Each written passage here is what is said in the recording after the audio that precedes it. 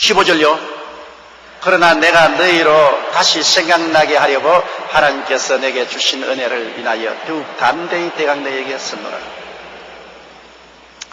하나님의 진리의 말씀은 반복하면 반복할수록 좋습니다.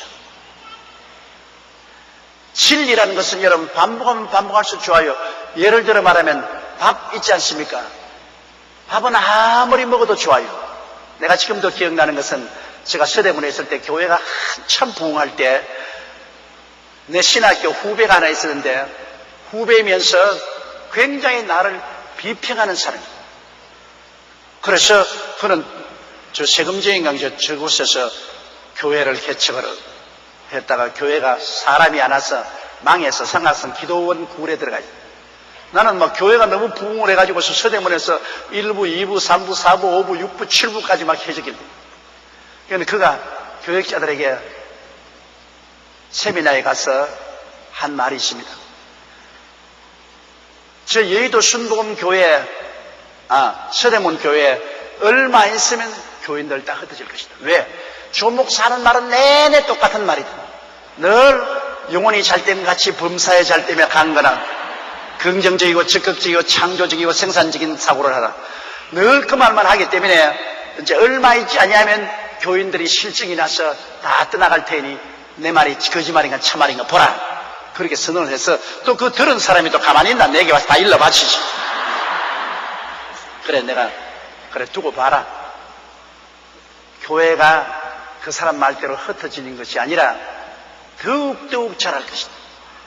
그 결국 너무 자라가 잊지 못해서 여의도까지 나오고 그래서 그 다음에는 그 사람이 또 교역자들의 이야기를 참 미안하다. 지금쯤은 실적 날 때가 됐는데 지금쯤은 실적 날 때가 됐는데 왜 여의도에는 그 조목사 설교를 실증을 안 내고 자꾸 사람이 모여간지 알 수가 없다.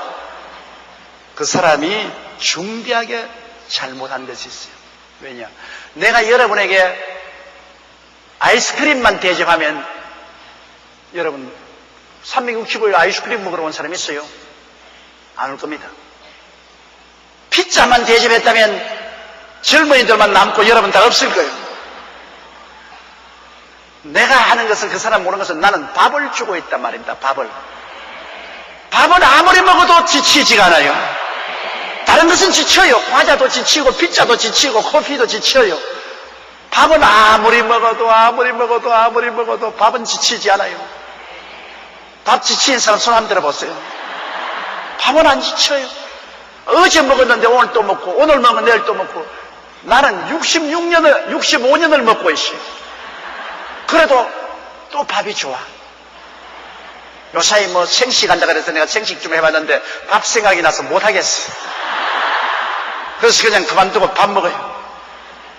우리 애들 옛날 어릴 때 처자실 금식 기도문에 가서 가시 금식 시켜서 사흘이 되니까 둘째 놈이 밥 줘. 야 사흘이니까 우리 일주일 금식하니까 이틀만 더 참자. 그러니까 나 죽으면 밥 될래.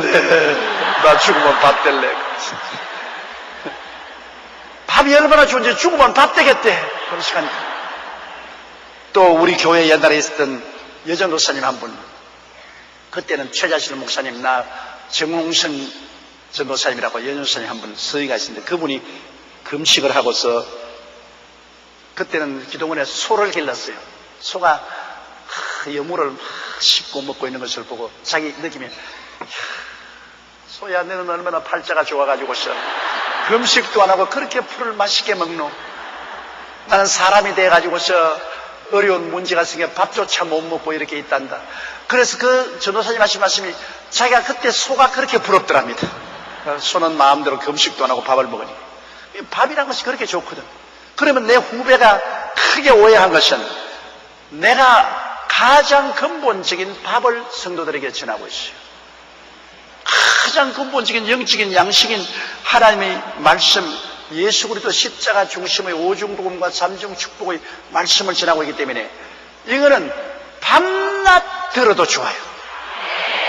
여러분, 내가 스스로 그 말씀을 44년간 전도하고 있는데 내가 전해도 또 좋아요. 내가 그 말씀을 전해도 내게 새로운 힘이 되고 좋고 또 듣는 사람 다 한국 사람도 좋아하고 미국 사람도 좋아하고 구라파 사람 좋아하고 아프리카 사람 좋아하고 다 좋아해요. 왜? 밥이니까. 아이스크림은 종종 먹는 것이 아니고 가끔 가다가 부흥사청에다가 한 번씩 먹고 피자도 부흥사청에다가 한 번씩 먹으면 돼요. 종종은 못 먹어요. 그렇기 때문에 우리가 이 진리의 말씀은 또 적고 또 듣고 또 듣고 하는 것이 좋습니다. 그래서 늘 마음에 생각해야 돼요. 그러나 내가 너희로 다시 생각나게 한다는 것은 똑같은 말 또 한다 그 말인 것입니다. 성경은 똑같은 말 또 해도 좋지만은 다른 말은 똑같은 말 하면 재미가 없어요. 옛날 이야기 같은 거 한번 들은 거 또 하면 아무 재미도 없어요. 옛날 우리 자랄 때 우리 아버님께서 교훈을 하시는데 아버님은 잊어버리고 난 다음에 옛날 한 말을 또 하셔요. 그래, 그게 한 번쯤 들은 게 아니라 한 10번쯤 들었어. 그래서 우리 애들이 다 앉아서 저녁에 이제 아버님 교훈을 듣는데 아버님이 교훈을 이렇게 말씀. 우리 그때 누님이 말씀을 했는가? 아버지, 그거 옛날에도 여러 번 말했어요. 그러니까 자기를 말고 들어라! 어른이 말하면 들어야지. 그래서 우리가 한참 더 듣고 난 다음에 나중에 나와가 형제끼리 모여서 실력이 나서 못 살겠다, 이제.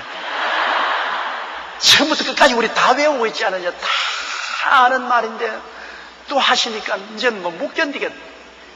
우리끼리 그렇게 해서 아버님 흉을 본 것이 지금도 기억이 나요. 지금은 지나고 보면 그 교훈의 말씀이 참으로 좋은 말씀이었는데 어릴 때는 그 자꾸 들으니까 싫어. 이게 세상 교훈이라는 것은 자꾸 들으면 싫어지고 그 말을 한 사람을 보고 잔소리꾼이라고 합니다. 자꾸 잔소리만 한다. 그러나 하나님 말씀은 그렇지 않아요. 하나님 말씀은 다시 듣고 또 다시 듣고 다시 생각나는 것이 얼마나 좋아요. 그래서 바울 선생은 말하기를 내가 너희로 다시 생각나게 하려고 하나님께서 내게 주신 은혜를 인하여 더욱 담대하게 대학 너에게 썼다고요.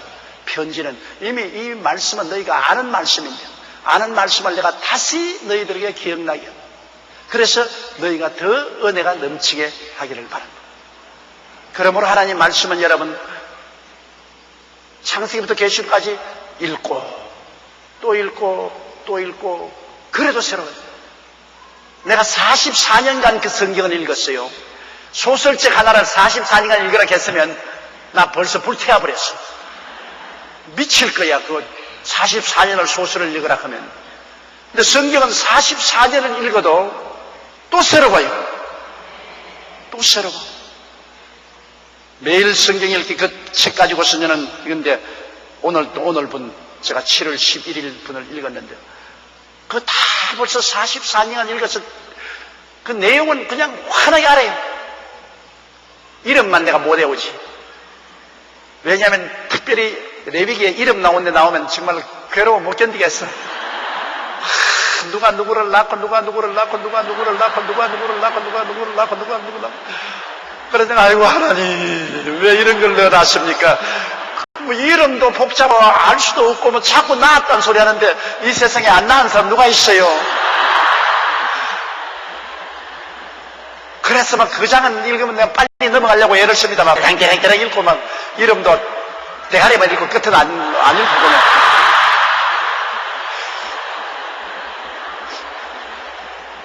그거 내놓고는 전부 성경은 새롭다. 모든 면에 의미가 있고 하나님이 가르치는 깊은 뜻이 이름만 내놓고. 그래서 내가 옛날에 성경 읽기를 서대문에 있어서 교역자들하고 같이 하니까 그 교역자가 내게 묻더라고. 목사님 성경에 왜 하나님이 이런 쓸데없는 말을 왜 넣어놨습니까? 이런 이름을 갖다가 왜 넣어놨습니까? 그때 내가 이름도 중요하다. 이름도 다 읽어라. 왜? 이것은 하나님이 이렇게 우리 한 사람 한 사람에게 이름조차 기억하고 계시다는 것을 보여주기 위해서 기록하는 것이다. 하나님이 이 옛날 사람 우리가 알지도 못하고 발음하기도 어려운 사람의 이름조차 쫙쫙쫙쫙쫙 이렇게 기록해 놓은 것을 보면 당신 같은 이름도 기억하고 있다 그 말이다. 그걸 하나님이 가르쳐주기 위해서 그렇게 했다. 그러고 난 다음 나중에 내가 혼자 생각했어. 야 대답 멋있게 했다. 어떻게 내가 그런 이 말이어서 나왔냐. 나도 실직이나 못 견디겠던데 이러는데 내가 참 대답 멋있게 했네. 생각해보니까 그 대답이 그렇단 말입니다. 왜? 아무도 알지 못하는 그 이름들을 하나님이 왜 책을 빼곡하게 기록해 놓았어요. 우리는 아무 관심도 없고 관계도 없지만 하나님은 그 이름 하나하나 다 관심이 있어 성령으로 말미암아 기록했거든. 그렇다면 이 세상 60억 인구 중에 20억이나 넘는 사람이 예수를 믿는데 그 중에 나는 모래알 중 하나인데 누가 나를 알아주랴? 그런데 사람은 몰라줘도 하나님은 알고 여러분을 하나님의 생명책에 기록해 놓았다는 것입니다. 여러분 이름을 하나님은 알고 계시고, 그래서 요사에는 이 이름을 읽을 때 아유 귀찮지만은 하나님이 이 사람 이름 다 기억하는 거 보니 내 이름도 기억하고 계시고 하나님이 생명책에 내 이름 기록한 것을 감사합니다. 의미가 있다고. 대답 잘했죠? 그의 성령님이 지혜를 주셔서 대답을 해 주신 것입니다. 16절요. 이 은혜는 곧 나로 이방인을 위하여 그리스도 예수의 일꾼이 되어 하나님의 복음의 제상 직무를 하게 하사 이방인을 제물로 드리는 그것이 성령 안에서 거룩하게 되어 받으심적하게 하렵니다. 야, 이거 굉장히 긴 말씀입니다. 이 은혜는 즉 복음 말씀을 증가하는 은혜를 말하는 것입니다. 나로 이방인을 위하여 그리스도 예수의 일꾼이 되어. 여러분 하나님이 우리를 일꾼으로 부르지 않습니까? 일꾼.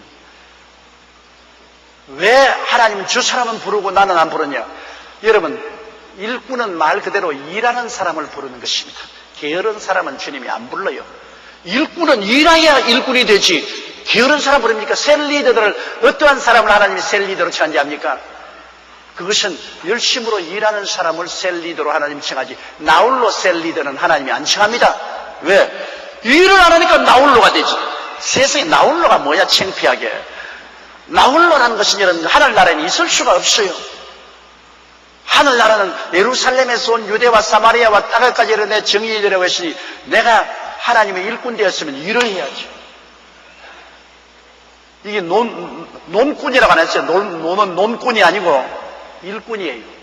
일하는 사람을 주님이 택해서 기름 부어주세요. 주님이 택하신 12사도 보세요. 한 사람도 노는 사람 부른 적이 없어요.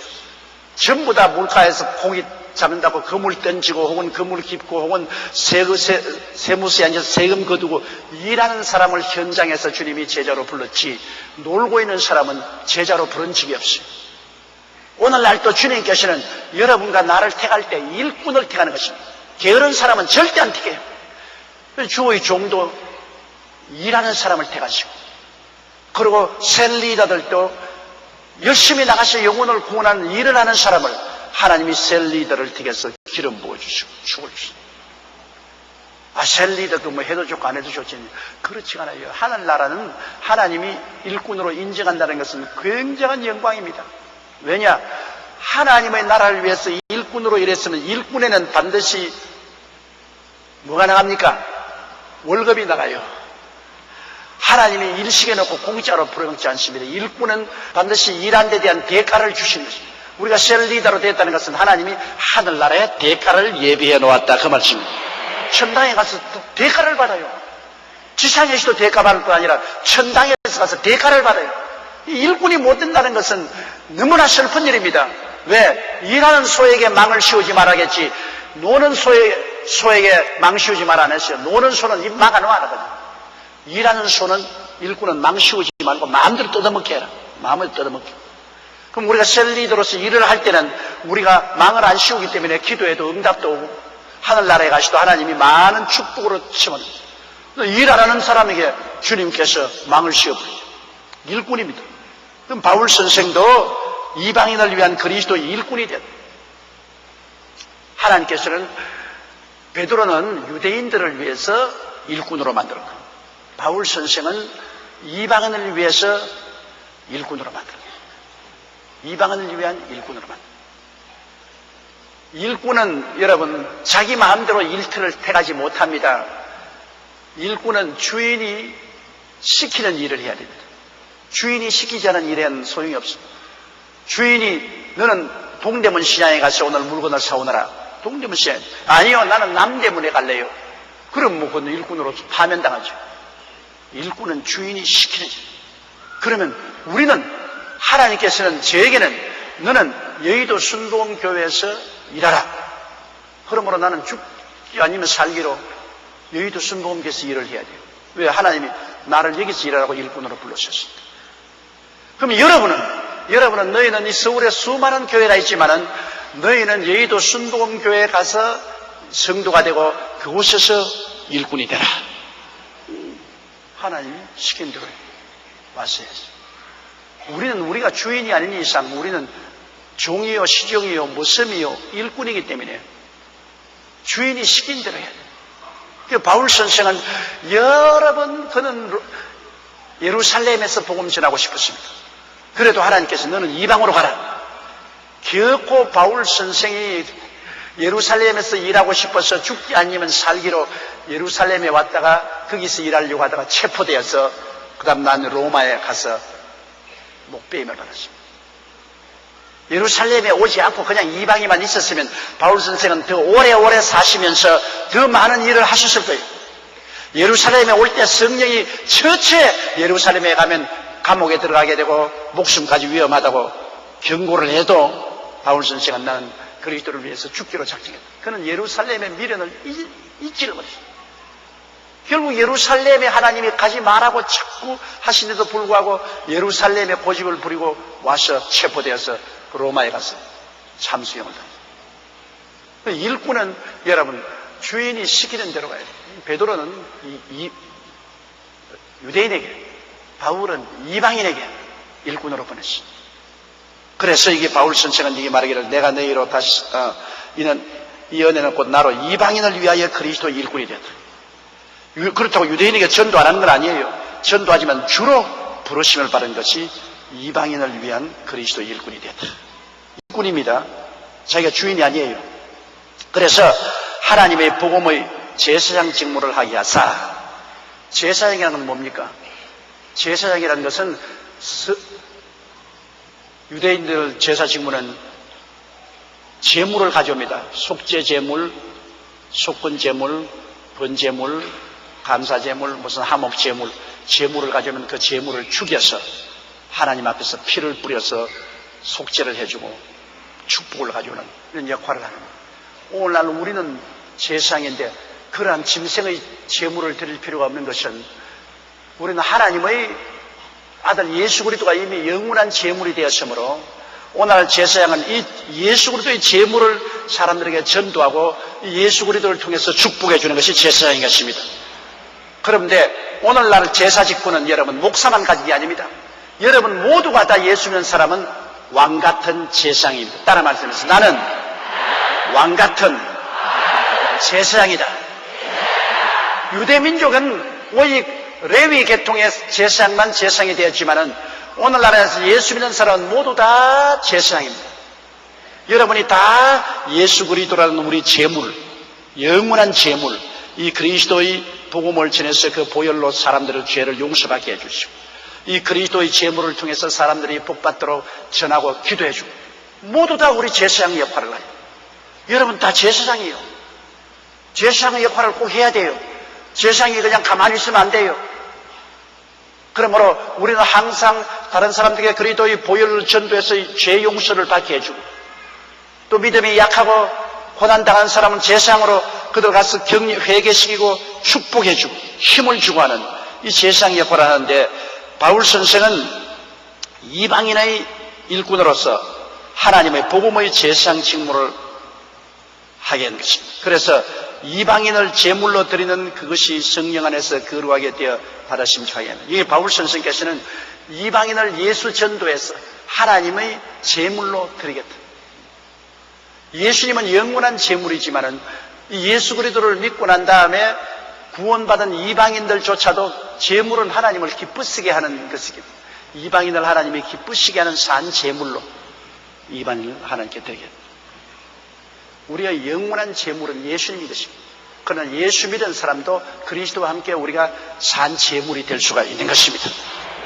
그러므로 바울 선생께서는 제사장으로서 예수 그리스도의 복음을 전가하여 이방인들을 구원해서 하나님이 기뻐하시는 제물로 하나님의 소유물로 바치겠다는 것입니다. 성령 안에서 거룩하게 되어 받으시면 좋아요.